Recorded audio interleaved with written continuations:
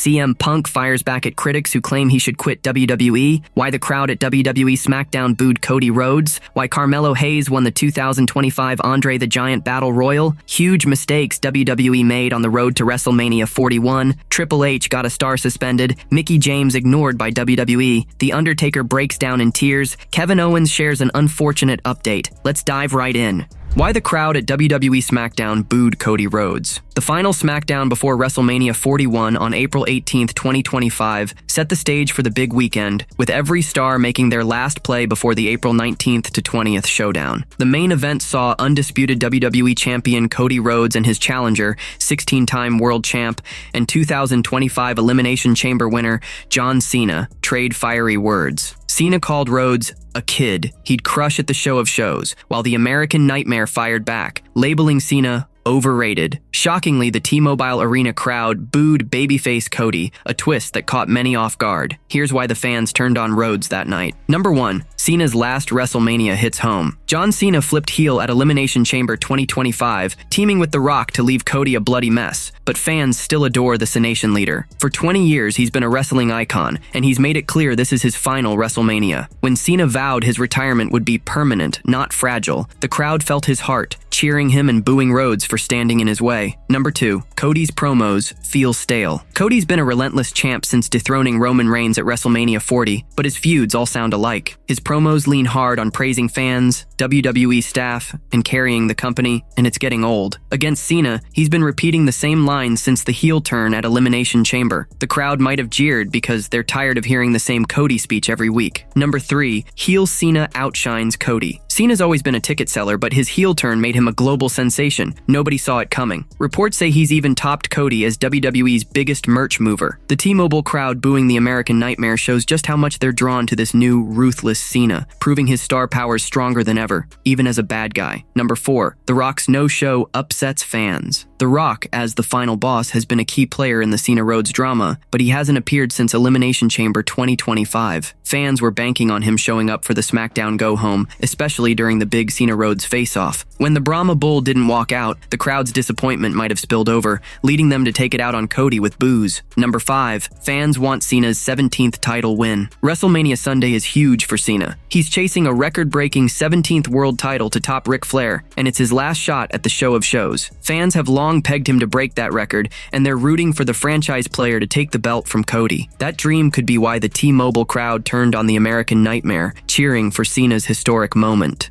Why Carmelo Hayes won the 2025 Andre the Giant Battle Royal. On April 18, 2025, Carmelo Hayes outfought 25 other WWE superstars to win the 2025 Andre the Giant Memorial Battle Royal on the SmackDown before WrestleMania 41, marking his first major main roster achievement since leaving NXT. The former NXT champion took down big names like Rey Fenix, Andrade, Chad Gable, Shinsuke Nakamura, and Karrion Kross to claim the trophy. El Grande Americano yanked Fenix out, leaving Hayes, Andrade, and Nakamura as the final 3, with Hayes sealing the deal by tossing Andrade. Here's why this victory went to Hayes. Number 1. WWE's still got plans for him. Hayes wasn't booked for WrestleMania 41, a worrying sign for a rising star. He's been tagging with The Miz lately, which, while fun, felt like a slide toward the mid-card, a trap for many new faces. Teaming with the A-lister wasn't pushing him toward the top. Scoring the Battle Royal win proves the creative team hasn't written him off, keeping him in the spotlight for bigger things.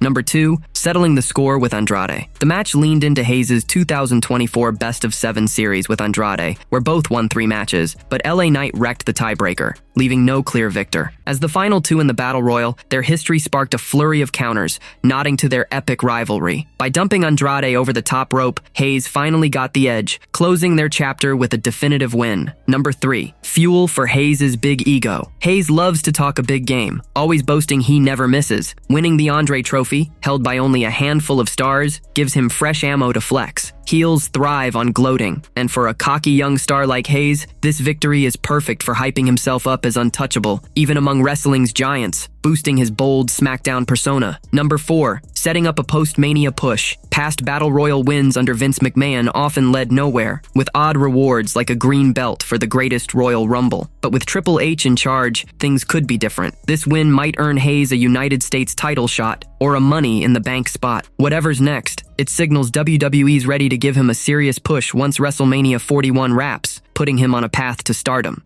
Huge mistakes WWE made on the road to WrestleMania 41. WWE has built solid hype for WrestleMania 41, set for April 19th to 20th, 2025 in Las Vegas, with fans buzzing over whether John Cena will snag a record-breaking 17th world title and who'll come out on top in the CM Punk, Seth Rollins, and Roman Reigns triple threat. But even with Triple H steering the ship, the road to the show of shows hit some rough patches. Here are the 5 biggest missteps WWE made, as highlighted in recent analysis, with some added context from the wrestling world. Number 1. Too much talk, not enough action. WWE leaned hard into promos for most WrestleMania 41 feuds, and it got repetitive fast. The CM Punk, Seth Rollins, and Roman Reigns rivalry was loaded with verbal showdowns, as was Cody Rhodes versus John Cena. Same goes for Charlotte Flair versus Tiffany Stratton and Jey Uso versus Gunther. While the promos were solid, they often recycled the same points, especially for Royal Rumble winners like Flair and Uso, who had to stretch their stories an extra month. Moments like Gunther's brutal attack on Jimmy Uso stood out, but they were rare. Mixing in more brawls or creative twists could have kept things fresh. Number 2. Royal Rumble winners sidelined from main events. WWE loves to hype the Royal Rumble as a ticket to a WrestleMania main event, but it's a promise they don't always keep. In 2025, Jey Uso and Charlotte Flair won their Rumbles, but got stuck in non-main event slots. Uso versus Gunther for the World Heavyweight title, and Flair versus Stratton for the WWE Women's Championship. This echoes past years when stars like Rhea Ripley, Seth Rollins, and Bayley also missed out on closing the show, despite Rumble wins. Fans have called this out, with some on X slamming the choice of Flair as a head-scratcher that ignored crowd sentiment. WWE should just say Rumble winners get a title shot, not a main event guarantee, to avoid this recurring letdown. Number 3. Uneven main event spotlight. Main event and opening segments on Raw and SmackDown were hit or miss,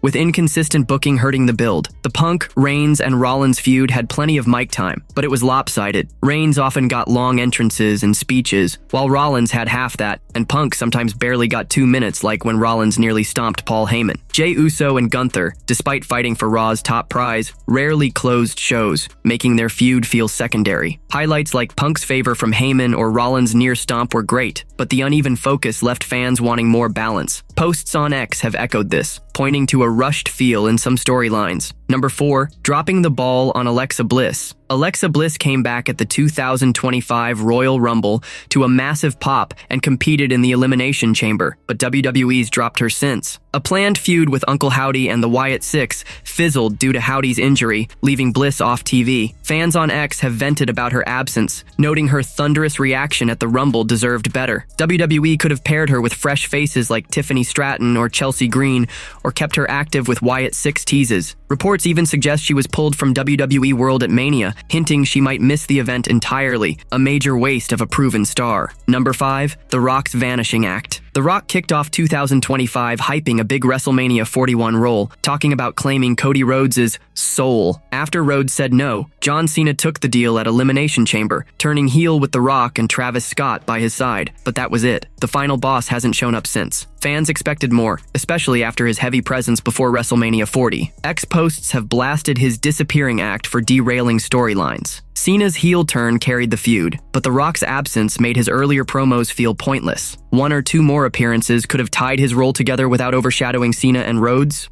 Triple H got a star suspended. Triple H just cemented his legacy as a solo WWE Hall of Famer at the 2025 ceremony on April 18th in Las Vegas, inducted by his old pal Shawn Michaels. But right before the big moment, a current WWE star spilled a wild story about how the game got him in hot water way before his wrestling days. While hyping up Triple H, Raw commentator Pat McAfee shared how D-Generation X's rebellious vibe led to his own school suspensions. McAfee admitted he got kicked out of middle school and high school for mimicking DX's infamous "suck it" catchphrase, complete with the hand gestures. He got me suspended in middle school and in high school because I was saying things that 2 words in them and with hand gestures, long before I got a chance to meet him and the person that he is, and the leadership, and the inspiration, and the trailblazer, and I think everybody that has got the chance to work alongside him would say the same thing. Just an absolute beauty of a human who is crushing his current role in an impossible situation, said Pat McAfee. McAfee laughed it off, turning the tale into a tribute to Triple H's impact, praising him as a leader and a game-changer running WWE's creative in tough times. It's a funny throwback that shows how the game's DX days left a mark far beyond the ring, even landing a future star in the principal's office. What's your take on McAfee's wild Triple H story?